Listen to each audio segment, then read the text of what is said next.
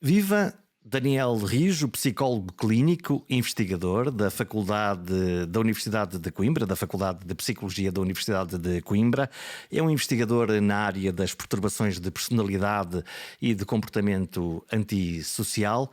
Muito obrigado por esta conversa que vamos ter. Até que ponto é que a linguagem da violência que ouvimos todos os dias em todo lado pode moldar a nossa personalidade, em particular das crianças e dos mais jovens? Olá Jorge, obrigado pelo convite. Tenho muito gosto em participar nesta conversa. Eu tenho alguma dificuldade com essa questão, porque é uma questão que aparece muito sempre em termos jornalísticos, de até que ponto é que a exposição à violência promove comportamentos violentos. Porque quer a linguagem, quer aos videojogos, a outras formas de violência. Eu não sei se há tanta exposição no mundo da ficção ou no mundo das notícias, que depois é evidente que há indivíduos mais vulneráveis, para quem a violência serve um determinado fim de autoafirmação, essa visibilidade pública que é dada a atos violentos, pode jogar ao contrário, não é? Pode jogar como algo que lhes permite concretizar uma fantasia de poder, de dominância, de popularidade, etc. Agora, eu tenho alguma dúvida que isso, de uma maneira geral, a exposição a estes conteúdos violentos torne os miúdos ou jovens mais violentos. Porque a maioria dos jovens não são violentos. Nesse sentido, ou melhor, não têm uma perturbação de comportamento agressivo ou antissocial que depois os permita tornar violentos. Quer dizer que, independentemente dos vários estímulos que possam existir nas redes sociais ou nas televisões ou na sociedade no geral, que existe sempre alguma coisa dentro destes jovens ou destas pessoas que possa servir como desencadeante para um determinado comportamento antissocial? Sim, eu diria que sim. Quer dizer, não é qualquer pessoa que, perante a exposição a esse tipo de estímulos sociais, nas redes sociais, na comunicação social, na televisão, não acredito que seja uma coisa por imitação, ou que agora deram-me uma ideia e eu vou então fazer. Acho que isso não acontece. O que acontece é que há um conjunto de jovens que estão, nós podemos dizer, perturbados, ou que estão em sofrimento, ou que estão numa condição de vulnerabilidade. Aqueles miúdos que manifestam o seu sofrimento de uma forma mais externalizante, que agridem outros na escola, que têm problemas de obediência com a autoridade, que causam problemas aos pais, etc.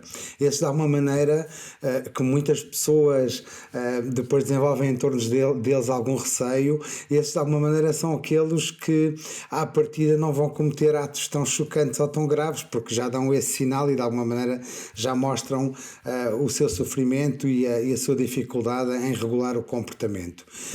O que choca muito a opinião pública nestes últimos casos que aconteceram agora recentemente é que são miúdos que à partida pareciam miúdos pacíficos e que não tinham um problema de comportamento agressivo, antissocial ou problemas com a justiça já identificados.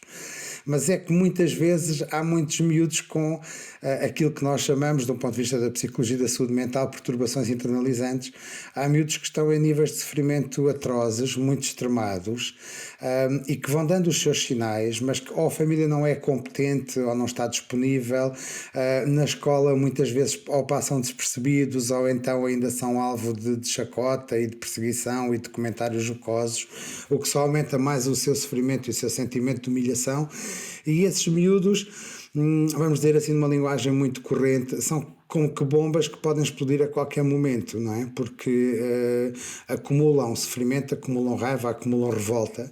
Esses sim, esses são aquele pequeno subgrupo que me parece que depois é permeável a influências externas, no sentido de que depois o cometer um ato agressivo, mas não é um ato agressivo, nem sequer é uma coisa reativa a alguma provocação de alguém num determinado momento, num determinado contexto. É uma coisa muitas vezes premeditada, pensada e planeada, e que depois dá uma coisa destas, tipo um massacre ou coisas deste calibre.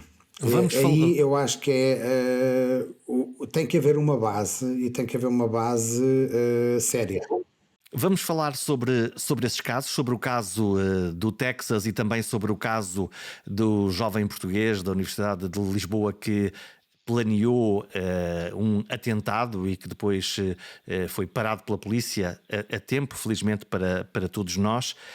Que sinais, que sintomas é que as famílias ou a escola pode e deve estar atento exatamente para evitar que estas bombas relógio, que estas pessoas em extremo sofrimento possam desencadear depois um ato de violência extrema, como foi este caso do Texas? Essa pergunta não é fácil, porque estes casos destes miúdos dão menos sinais externos de sofrimento, não é? E portanto e por isso também passam de uma maneira mais discreta aos olhares dos outros, aos olhares dos professores. Nós, quando pensamos que sinais é que a família ou as famílias devem estar alertas, acho que cometemos aí um erro, porque partimos do princípio que as famílias destes miúdos são famílias atentas, são famílias estruturadas, são famílias que podem identificar os sinais e eles estão lá, mas isso muitas vezes não acontece. Estes miúdos vivem em famílias com múltiplas problemáticas, em famílias que muitas vezes têm um certo afastamento emocional dos miúdos ou têm vidas muito diferentes das nossas e, portanto, nem sequer têm muito tempo de contacto, por vezes, com estes miúdos para perceber que há qualquer coisa que não está bem. Quando têm tempo de contacto, são famílias muitas vezes, podemos dizer, não responsivas, isto é, não têm não sincronizam emocionalmente com os miúdos e não percebem que os miúdos não estão bem, ou então atribuem os comportamentos às vezes um pouco mais estranhos, mais bizarros, mais de isolamento. É a adolescência, é uma fase, isto passa-lhe. E é muito comum nós termos, sem ser estes casos que depois infelizmente se tornam conhecidos internacionalmente, é muito comum nós termos miúdos em consulta que estão em níveis de sofrimento muito consideráveis e os pais não têm qualquer noção do que se passa na vida deles. E o que é que um profissional vê? O que é que consegue ver quando está a falar com estes jovens que estão na consulta, que alguém pediu ajuda, imagino as famílias, o que é que eles vêm contar? O que é que eles dizem? Eles muitas vezes nem vêm a contar. Muitas vezes, num primeiro contacto, eles negam que tenham algum problema, dizem que não têm nada, que não precisam do psicólogo para nada, que não precisam de ajuda, que estão muito bem, que sabem resolver as suas coisas, que não se passa nada de mais. Essa é a dificuldade maior na terapia, usando aqui um termo abrasileirado, enganchar o indivíduo na terapia. Os adolescentes com problemas às vezes mais sérios têm isso, que é, por um lado, têm vergonha de falar das suas coisas e, portanto, custa-lhes muito mesmo que o contacto com um estranho para muitas pessoas possa ser algo entendido como algo que é protetor e facilita a abertura e a sinceridade. Nestes miúdos isso muitas vezes não acontece. Portanto, há primeiro que lhes ganhar a confiança, explicar muito bem quais são os limites e os objetivos de uma ajuda psicológica e muito devagar ir conquistando alguma segurança na relação que lhes permita ir se abrindo e ir falando dos seus problemas e das coisas que sentem que não estão bem com eles.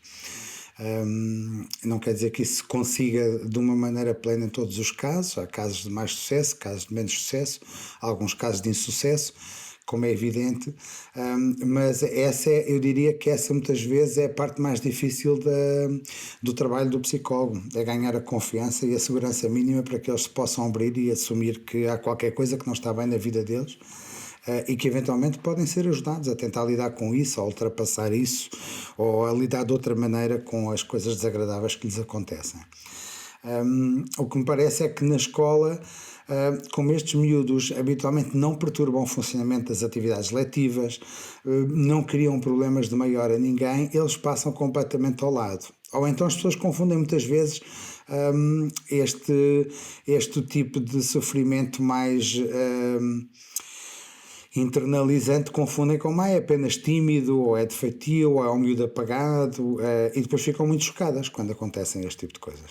Quer dizer que estes miúdos, estas crianças, não são o típico bully, o fanfarrão que inferniza a vida a toda a gente e que se mete em bulhas, que aborrece os seus colegas, que os persegue, que faz este comportamento de perseguição. Não é exatamente esse, é outro tipo de personalidade. É um bocadinho outro tipo de problemática, porque se repararmos nestas histórias que vêm depois para a comunicação social de mass shooting, nestes casos muitas vezes é muito frequente esta narrativa do parecia que não fazia mal a ninguém, era um miúdo discreto, era um miúdo tímido, um miúdo inibido e de repente fez uma coisa que agrediu e chocou assim toda a gente. É quase, podemos dizer, embora isto seja apenas opinativo, que o bully, aquele que já dá problemas regularmente e que agride e que ataca regularmente, à partida não é aquele que depois vai escalar para uma coisa destas, contrariamente à fantasia de muitas pessoas. Este tipo de comportamento de assassinatos massivos, premeditados, planeados, este tipo de coisas está um pouco associado a outro tipo de patologia e a outro tipo, vamos dizer, de dinâmica psicológica, que não é aquela do agressor regular do dia a dia. Não estou com isto a minimizar também estes outros miúdos, mas estes dão sinal, não é? Nestes, nos que agridem regularmente e à vista aberta, desarmada. Este eu diria que o problema é nós não temos respostas para trabalhar com eles no sentido de parar e minimizar esses comportamentos de agressão, mas estes são aqueles que toda a gente sabe quem são, nas escolas, nas atividades onde estão envolvidos, porque o comportamento agressivo é observável externamente. Como é que um psicólogo vê um fenómeno como o que aconteceu na escola primária de Uvalde, nos Estados Unidos, no Texas, em que um miúdo de 18 anos, armado até aos dentes, entra numa escola primária e faz dezenas de mortos de crianças, matou dezenas de crianças? Como é que vê? As pessoas todas procuram para estes casos assim uma explicação plausível, não é? Ahm, que satisfaça os nossos questionamentos, as nossas dúvidas, as nossas incertezas, porque é que alguém faz isso. Eu não posso deixar de dizer, se calhar não estou a responder diretamente à pergunta, que a adolescência é talvez o período da nossa vida, do nosso desenvolvimento, onde aparece o maior número de patologias mentais. Ou seja, provavelmente também porque é uma fase de grandes transformações, desde logo físicas, neuroquímicas, emocionais, psicológicas. Quem tem filhos adolescentes sabe bem como há mudanças no padrão de comportamento, também muito à procura de uma identidade e do quem eu sou separado da família de onde eu vim, não é? Porque os miúdos pequenos bebem muito da família e daquilo que é valorizado na família e daquilo que agrada aos pais e aos mais próximos, e depois na adolescência a família mais ou menos de repente como que perde importância, muitas vezes até é rejeitada emocionalmente pelos miúdos, e o grupo e os pares adquirem assim uma importância extraordinária, sabendo nós, mais velhos, que aqueles grupos e aqueles pares muitas vezes não querem dizer nada, porque às vezes são só coisas de um contexto e aqueles que parecem ser os melhores amigos não são, e que a amizade muitas vezes está entremeada de outros interesses, e às vezes de puxar os miúdos nesta fase do desenvolvimento para comportamentos menos acertados ou menos corretos, podemos dizer assim. É natural que na adolescência, é natural no sentido que é comum, sabemos, está estudado, que na adolescência emergem muitas patologias. Nós temos de facto uma saúde mental muito deficitária, não é? Porque a saúde mental, ao beber do paradigma médico, fica à espera que o indivíduo, ou alguém próximo, ou um familiar, ou um cuidador, notem que alguma coisa não está bem e peçam ajuda. Isso muitas vezes ou não é feito, ou quando é feito já é um bocado tarde, isto é, já o problema se instalou, já engordou, já é uma patologia mais estruturada. O que significa que há muitas pessoas, muitos adolescentes, que passam para além da crise normal da adolescência, passam períodos, às vezes anos, de sofrimento acumulado e que não é detectado por ninguém. Eles próprios não reconhecem aquilo como um problema, porque acham que se sentem assim, pensam assim sobre si e sobre os outros, porque são assim, não têm um certo distanciamento que depois mais tarde conseguimos ter. A família muitas vezes também aceita como feitio, faz atribuições que legitimam aquele funcionamento, e portanto os miúdos continuam a crescer e a desenvolver-se com patologia à mistura. Por outro lado, também podemos dizer que, mesmo que alguém note, mesmo que muitas vezes nas escolas se despiste ou se esteja atento a algum tipo de comportamento ou de padrão de reação emocional que foge um bocadinho mais àquilo que é esperado, as escolas aí têm um papel privilegiado, têm comparação com o grupo de pares e, portanto, conseguem detectar a partir do senso comum, quase por comparação, quando é que alguém está a desviar-se de alguma maneira ou está a ter mudanças no seu comportamento, até porque conhecem os alunos ao longo de vários anos. Muitas vezes é o diretor de turma ou um professor mais atento ou que tem maior ligação com os alunos que percebe isso, mas depois nós temos também uma rede de cuidados de saúde mental muito deficitária e, portanto, ou estes miúdos não são devidamente avaliados, se o são, depois não há acompanhamento que se lhe possa oferecer, e, portanto, há também aqui muitas desigualdades em termos territoriais e sociais. E, portanto, para alguém da saúde mental, eu até costumo dizer que o que me espanta não é quando estes casos aconteçam, é que não aconteçam muitos mais casos. Porque, tendo em conta a falta de cuidado e de proteção que nós temos aos miúdos e aos jovens, a mim o que me espanta é que estes casos sejam, apesar de tudo, tão raros, e felizmente tão raros. É possível traçar um perfil deste agressor, porque afinal sinais não faltaram. Ele foi comprando e mostrando nas suas redes sociais, ora armas automáticas, ora coletes antibala, ora munições. Ele foi dando claros sinais de que, como aconteceu neste dia, entrou numa escola primária e decidiu começar a disparar sobre indiscriminadamente. Aquilo que o Jorge acabou de dizer é um sinal de alerta evidente, que é, eu não andei a fazer uma pesquisa detalhada destes casos de assassinatos em massa e de disparos em massa, mas habitualmente há sinais, e há sinais muito evidentes que são prévios. Porventura foram negligenciados, não foram percebidos, não sei como é que funciona aí a nível da segurança do Estado, que tem os agentes que podem intervir ou não e sinalizar ou perceber. Eu diria que eu não sei se há um perfil assim bem estudado ou bem definido que nós possamos apontar ou dizer, olhem, é isto, mas há certamente sinais ou indicadores. Miúdos que também se calhar são difíceis de perceber visto de fora, mas miúdos que têm uma vivência de humilhação continuada ao longo do tempo. Nem todas as pessoas que têm uma vivência de humilhação continuada ao longo do tempo vão depois tornar-se agressores deste calibre ou desta natureza, ou vão cometer atos desta natureza. Porque muitos, de alguma maneira, aceitam essa humilhação, essa experiência de vergonha e de inferioridade e, portanto, agridem-se mais a si do que aos outros. Um tema que não é muitas vezes falado de uma maneira pública, mas que é problemático, é a quantidade de adolescentes que se automutila, que se agride fisicamente, que se corta, que se queima, que se agride fisicamente. Como é que é isso? O que é que estes Depois, adolescentes fazem para... Estão em sofrimento, estão a ser humilhados e aquilo que acabam por fazer é aquilo classicamente que é enfim, não quero dar nenhuma ideia, mas cortar os pulsos ou fazer determinadas coisas sim. que lhes causam sofrimento? Sim, cortar-se a si próprios, queimar-se a si próprios com pontas de cigarro. A forma mais comum de autodano são os cortes. Não são cortes no sentido de vou-me matar, não é cortar as veias, um pouco como vemos nos filmes. Não, a intenção não é, nestes casos, na maioria dos casos, não é o suicídio, mas é uma intenção de infligir dano a si próprio. Muitas vezes com sentimentos de revolta contra si próprio, nos casos mais graves podemos dizer de nojo, de serem quem eles acham que são, quem eles sentem que são, e de merecerem ser punidos e castigados de uma maneira intensa, como os outros não são, e portanto eu mereço isto, eu não valho nada, eu sou abaixo do humano. Estes sentimentos de autonojo e autocriticismo muito exacerbados, na maior parte dos casos, não dão agressão a terceiros, dão agressão ao próprio.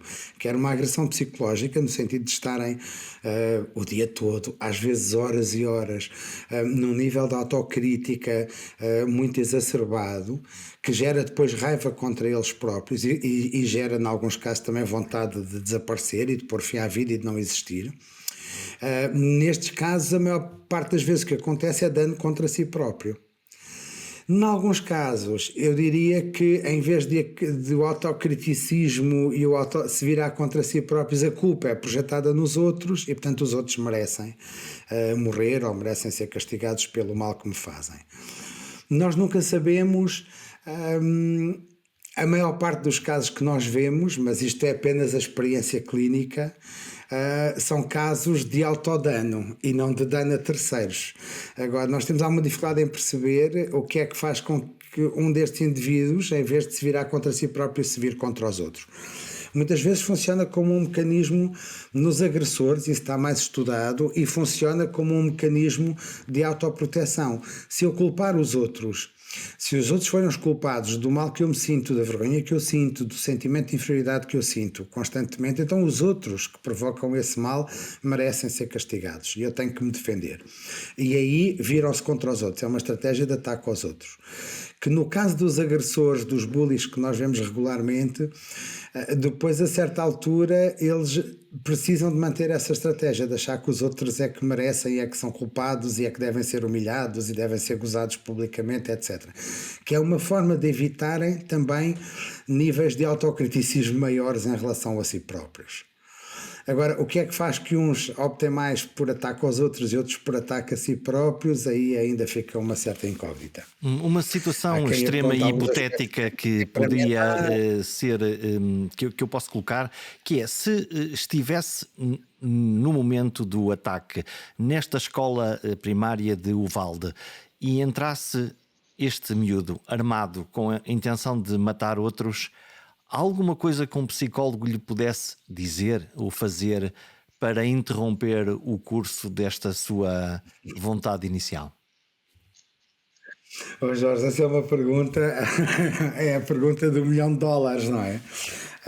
Se alguém soubesse, quer dizer, há especialistas neste tipo de coisas, de negociação em situações de terrorismo e de ataques e de reféns, e há estratégias. Eu não sou um perito nessa área, nem me atreveria a dizer.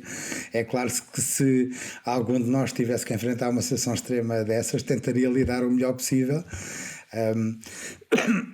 E ocorrem-me algumas ideias, mas nem me atrevo a partilhá-las, porque penso que para isso há formação especializada e há peritos e há pessoas que têm essa função nas forças policiais, nas forças de segurança, e portanto eu poderia dizer algum disparate, e é melhor não responder a essa questão. Apesar de tudo, não podemos deixar de pensar que aquelas professoras desta escola primária seguramente tentaram algum tipo de negociação para proteger as suas próprias crianças na sala, como se viu, e que redundou, na realidade, na morte de duas delas. Duas delas, sim. Pois não sei, eu acho que ainda vamos saber mais detalhes nos próximos tempos deste episódio, não é? Porque há ainda muita coisa que está camuflada, escondida, que ainda não se tornou pública. Imagino que sim, que o tenham tentado acalmar, que tenham tentado perceber o que é que ele queria, o que é que ele gostaria, tentar travar de alguma forma habilidosa aquilo que ele estava pronto a fazer. Mas alguém com uma intenção violenta está cego, não consegue ver quando vai fazer uma determinada coisa, toldado pela fúria. Repare, qualquer um de nós. Há aqui um problema em relação a estes casos, que as pessoas partem do princípio que nós não somos violentos e que não somos agressivos. E em termos evolucionários nós somos violentos e somos agressivos. Aliás, nós só temos, o mundo só é como é e só se foi desenvolvendo entre países, nações, territórios. Sempre houve guerras na humanidade, não é? Eu não sei se houve algum período, duvido que tenha havido algum período à face da Terra onde não tenha havido conflitos e guerras e brigas, e nós vemos isso ao nível dos países, vemos isso ao nível de territórios, de bairros, vemos isso dentro dos próprios casais, a violência no namoro, a violência nas relações íntimas.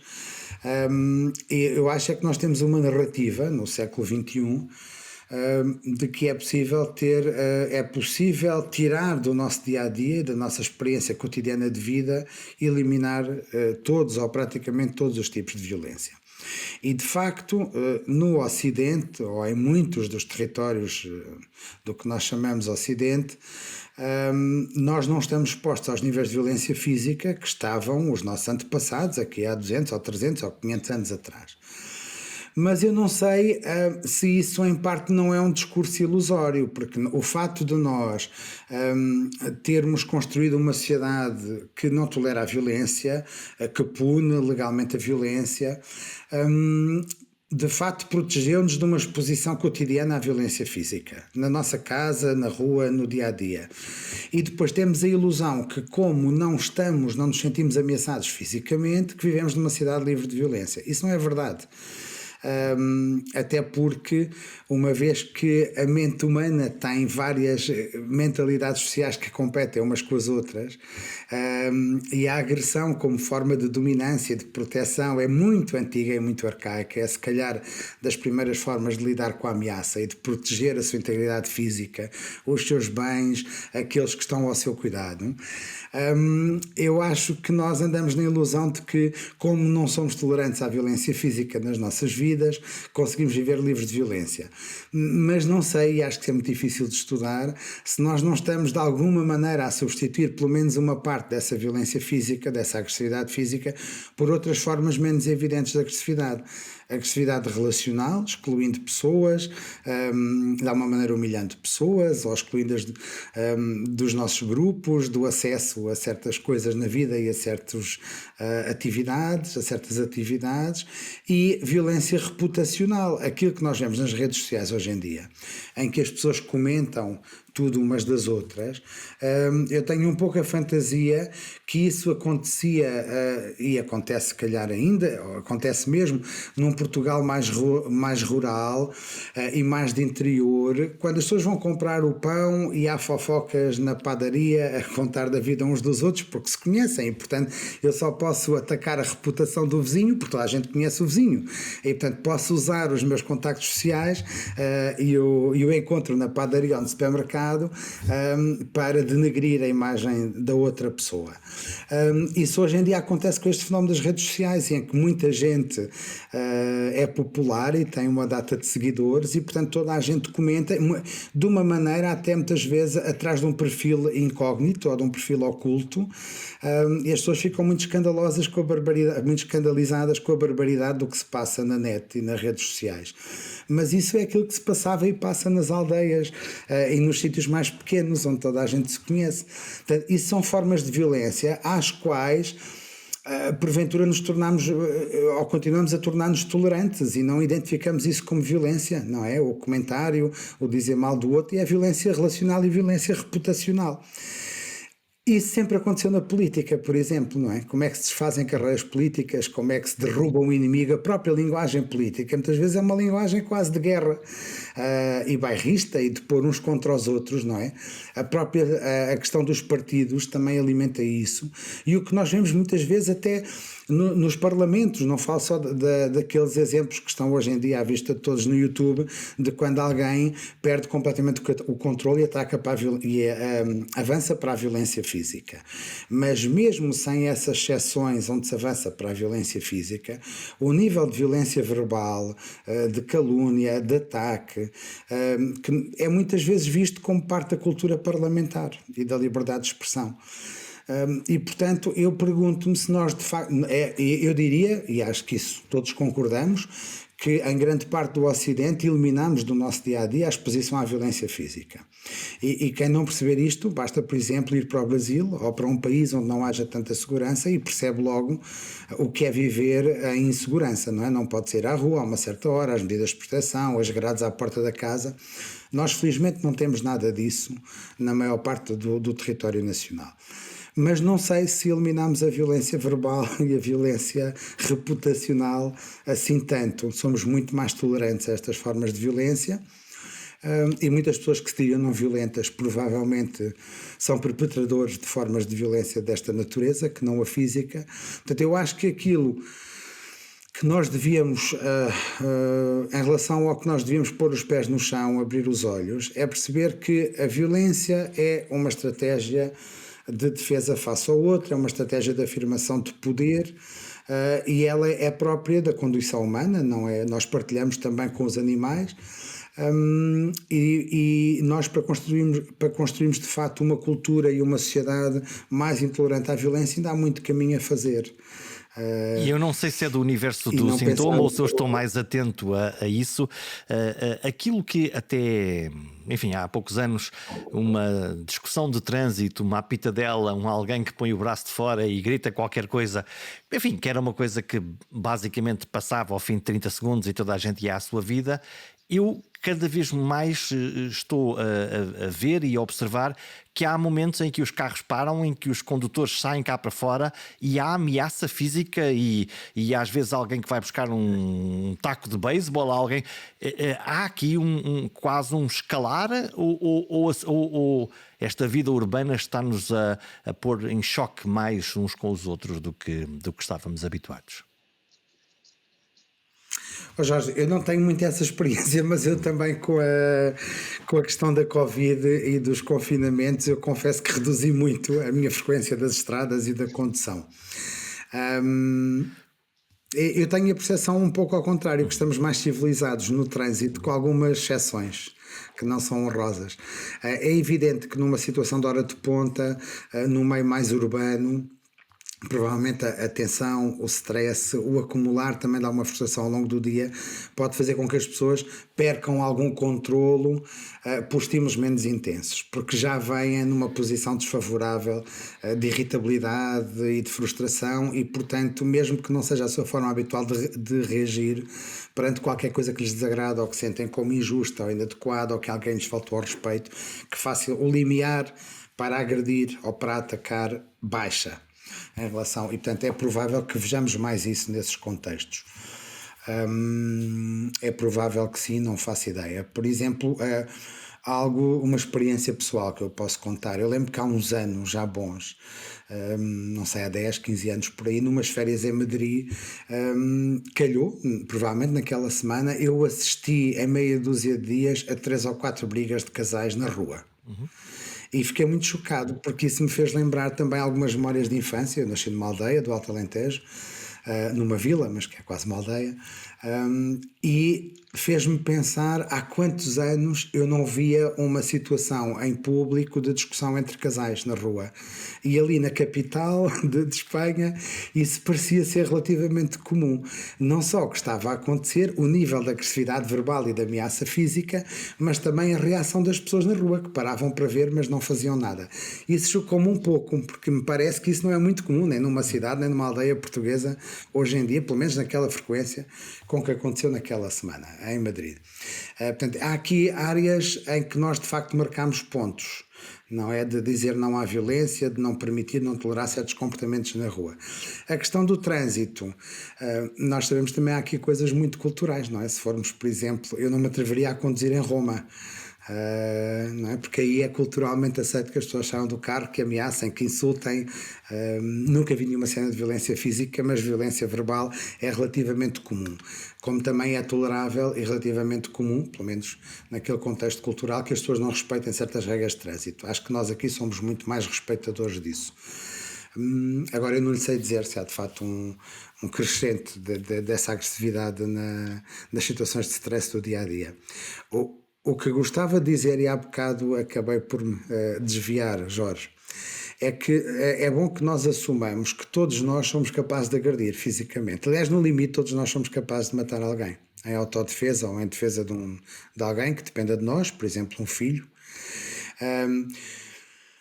O que nos distingue uns dos outros é o limiar a partir do qual nós partimos para a agressão. Ou seja, há pessoas que conseguem encaixar muito mais, têm outras estratégias para lidar com uma situação de conflito ou de ataque, têm porventura formas mais elaboradas de se defender, de parar com a agressão ou de se afastar do agressor, e há outros que não têm tanta competência nesse domínio e, portanto, se calhar mais facilmente recorrem à agressão, à ameaça verbal, à agressão física, o que seja. Mas qualquer um de nós, se sentir muito atacado, muito desrespeitado, sentir que está a ser muito injustiçado, e se essa injustiça, esse ataque, essa coação não parar ou não abrandar, há um limiar a partir do qual a raiva dispara e ela controla o nosso comportamento.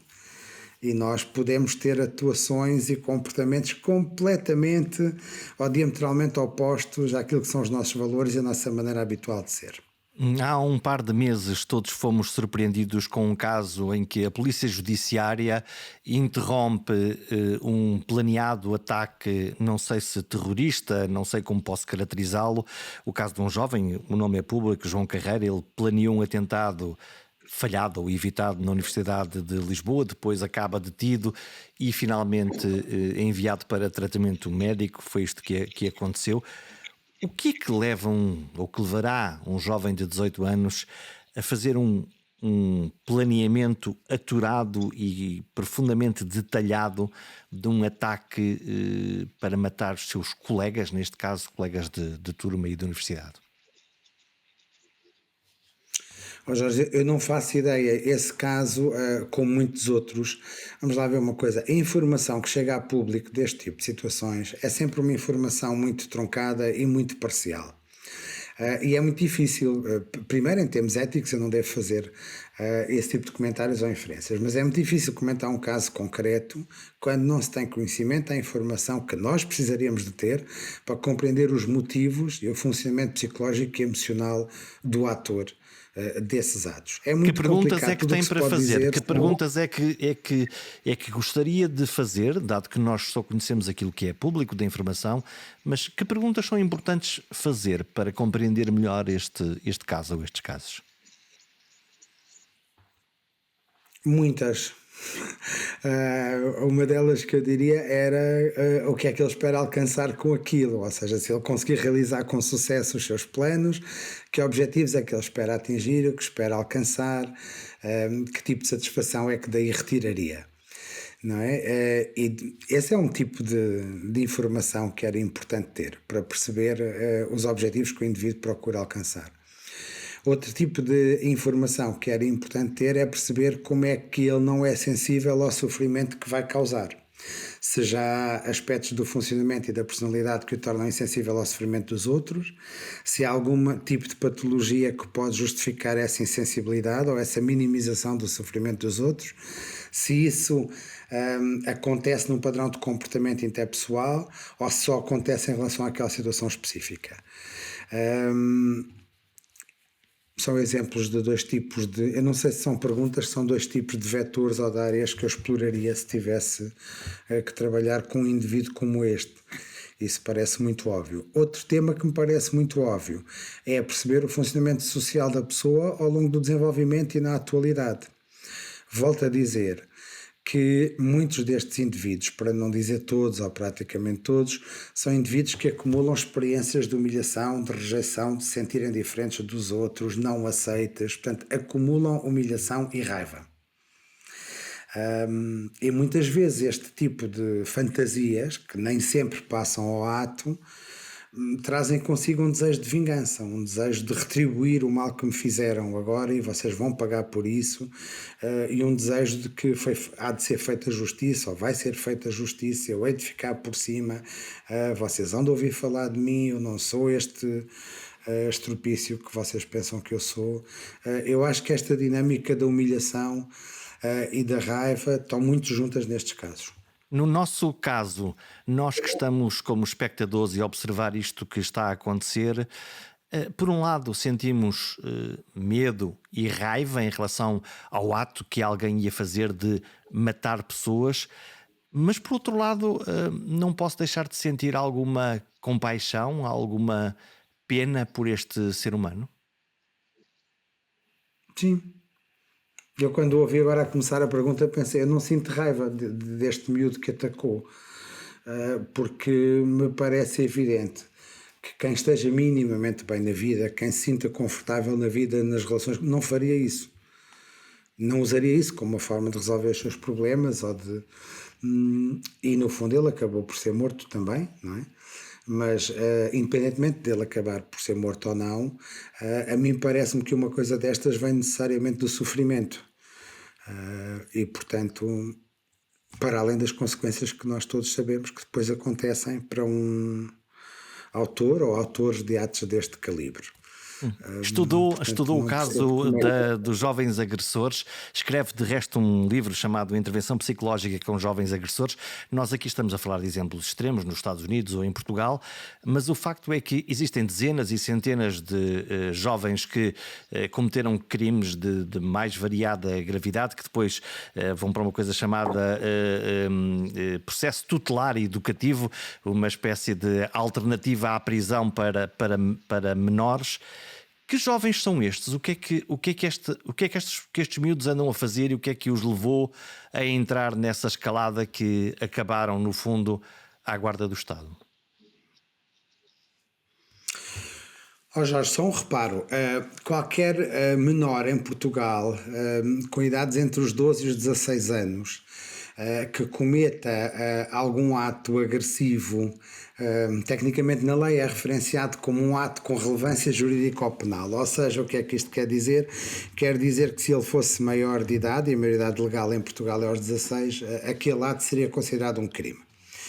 Mas atendendo que é um menor, e como digo, um menor entre os 12, porque abaixo dos 12 a conversa é outra e recebe outro tipo de tratamento por parte do Estado, um menor entre os 12 e os 16 anos que comete algum ato com relevância jurídica ou penal, de facto, em função da gravidade ou da repetição ou do padrão desse ato, pode-lhe ser aberto um processo tutelar educativo no Tribunal de Família e Menores. Mas nem todos os miúdos que têm um processo tutelar educativo vão parar a um centro educativo ou vão parar a uma medida que nós dizemos muitas vezes na gíria parecida com uma prisão para jovens. Aliás, há prisões para jovens e prisões para adultos, portanto um centro educativo nem sequer é uma prisão para jovens. Mas é de facto, para a maior parte dos miúdos, um meio privativo da liberdade.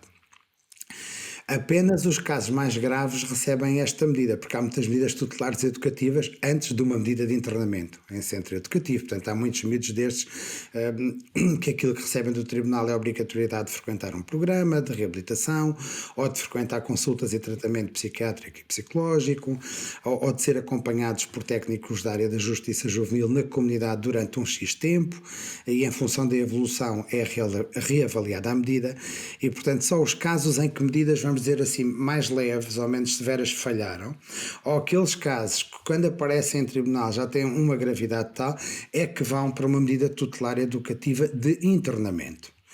E também aí a duração do internamento varia em função da necessidade de reeducação.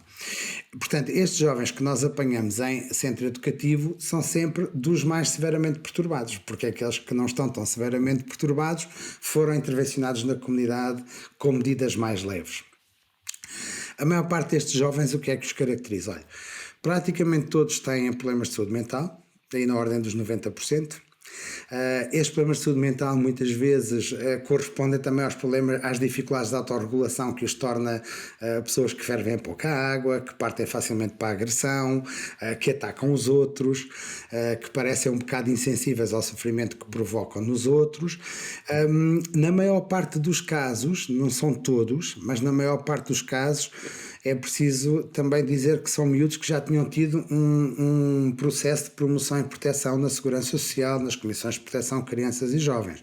Ou seja, são miúdos que já eram miúdos de risco, alguns deles identificados muito precocemente, aos 4, 5, 6, 7 anos, como miúdos de risco, porque vinham de famílias negligentes, famílias que não protegiam, famílias que agrediam, que maltratavam, e quando a intervenção que foi feita nessas famílias e nesses contextos de vida não foi suficiente, não reverteu esse processo, habitualmente tendem a agravar. Quando chegam à adolescência, aquilo que era um problema de desobediência, de falta de controle aos 6, 7, 8 anos de absentismo escolar, transforma-se numa coisa mais severa e mais grave e, em bom português, as pessoas costumam dizer agora já ninguém lhe põe a mão.